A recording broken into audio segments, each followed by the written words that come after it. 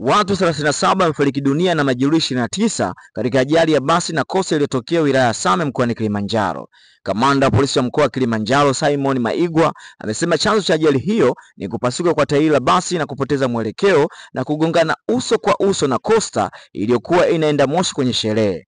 Aidha, amesema basi hilo ni aina ya Fuso iliyokuwa inatoka Arusha kwenda Tanga na kosta iliyokuwa inaenda Moshi kwenye sherehe, ikasababisha kuungua na majeruhi 24 wamelazwa katika hospitali ya Same, 4 wamepelekwa katika hospitali ya Mawenzi na 2 wamepelekwa katika hospitali ya KSMC.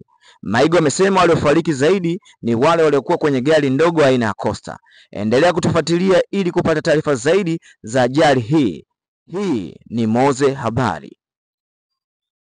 Watu 37 wamefariki dunia na majeruhi 29 katika ajali ya basi na kosta iliyotokea wilaya ya Same mkoani Kilimanjaro.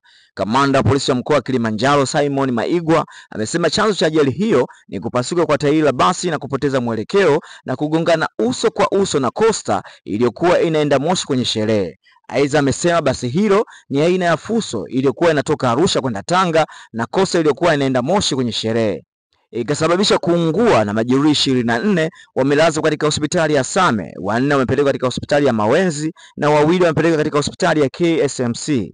Maigwa amesema waliofariki zaidi ni wale waliokuwa kwenye gari ndogo aina ya Costa.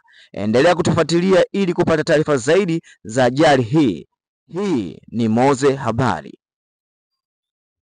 Watu 37 wamefariki dunia na majeruhi 29 katika ajali ya basi na kosta iliyotokea wilaya ya Same mkoani Kilimanjaro.